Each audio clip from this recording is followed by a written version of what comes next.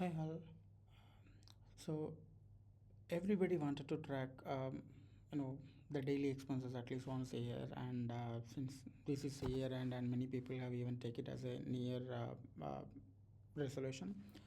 And the purpose of this video is not to motivate you track your expenses or tell you how what are the advantages you are going to get of doing so. There are plenty of other sources to do that. So the purpose of this video is I am tracking my expenses and I'm using Google Sheet to do that, and it's just to showcase how I am doing it, so that if you can help somebody else. So I have been tracking expenses for the past 10 years, almost from the start of my career, and I have tried tons of applications, but none of them gave me the flexibility that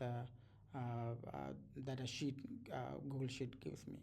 So I stuck with that, and I have been making changes every year into this sheet, and I have already made five uh, templates until last year, and this year I have made another one, and the current version is 5. So the advantage of using Google Sheet over other applications is it give me the option to customize it according to our own use case, and I can share it with my wife, and I don't have to worry about data loss or privacy. And okay, let me open the sheet.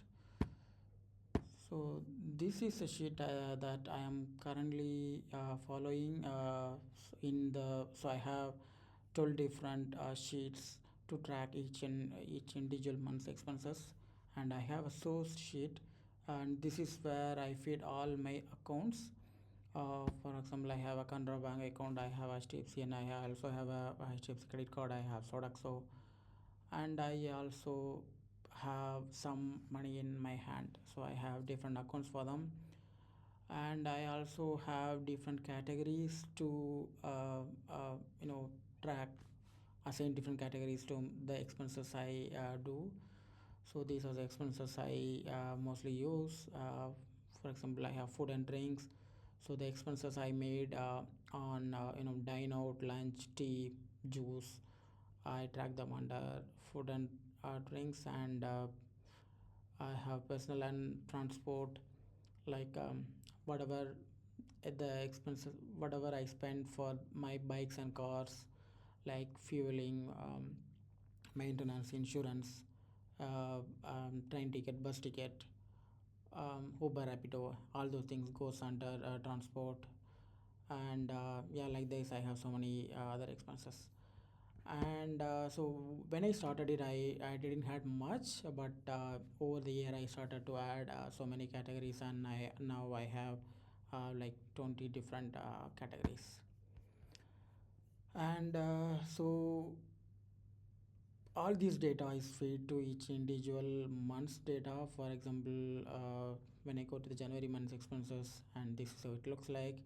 Whenever let's say I receive a salary on day one, I add it here, and it actually goes into the account. So I choose the two account here, and I mark it as category. And let's say on the same day I spend 5,000 rupees from my Canara Bank account, so it goes under from account, and I also choose a category.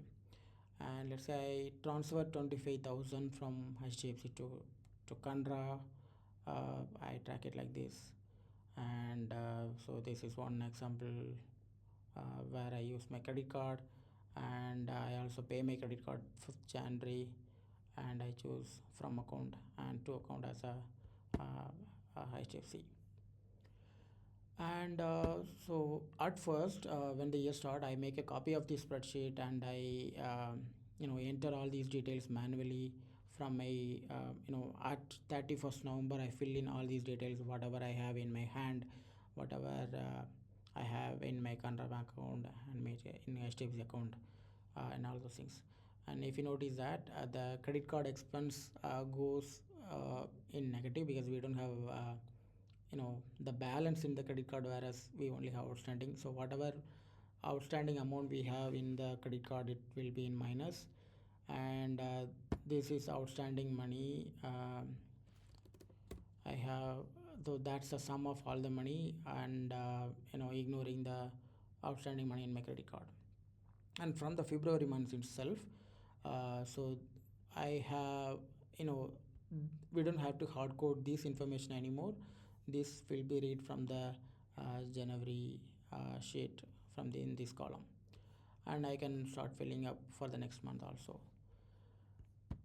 And sometimes I also, so here's where we see the overall expenses also for the given month. And if we need, I can also show, display it as a chart and see where my expenses go. Sometimes I also keep them always, and I you know visit them every now and then. And I have another sheet that gives, sum of all the amounts that I spent in through the year. That's this one. And so all these data are feed from different months, and here's I can see the, the total amount that I spend in each and every month. And if I, if for a given category, if I spend uh, too much in a month, it will be automatically marked in red, so I can also know that in which month I have paid more money. For example, for food and drinks, I have spent 4,500 rupees in January, that's why it's in red. Whereas for transport, I have spent 2,200 on February, that's why it is marked in red. If I spend some more money in March, it will be marked in red, and I can always see that. And we so the source, I don't have to touch it every now and then. Once I do that for a given year, I barely have to make any change to here. So if I go to any month, and I can see all those details here. For example, transfer is the last item. But if we if I want to add a new item, uh, like let's say mutual fund, and let's say I don't want to track, I want to remove this item like this. I do that, and then I choose, I have a Google sheet here, sorry, Google app script here. And that's why you're seeing a custom menu. And I choose sync accounts. What it does is, it, you know uses information to populate the account information, and it use these information to populate the categories in all these different sheets.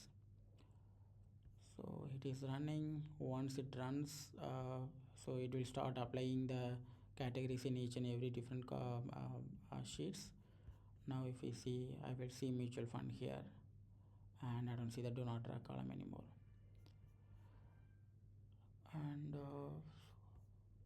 And if you have a different account, for example, let's say you have a Axis account, you can add it here. And I can add a background color. Let's say I'm going to add pink. It will not get replicated immediately. I have to use a sync account menu. And once it runs, you can also see that it's getting populated here also. And now I should be able to see the Axis Bank.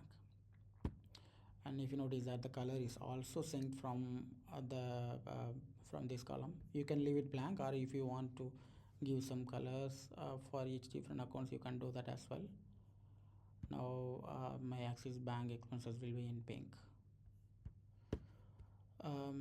I can already see the data for January, but it will start applying the these formats and this data validation for all the months. That's why the script takes so much of the time.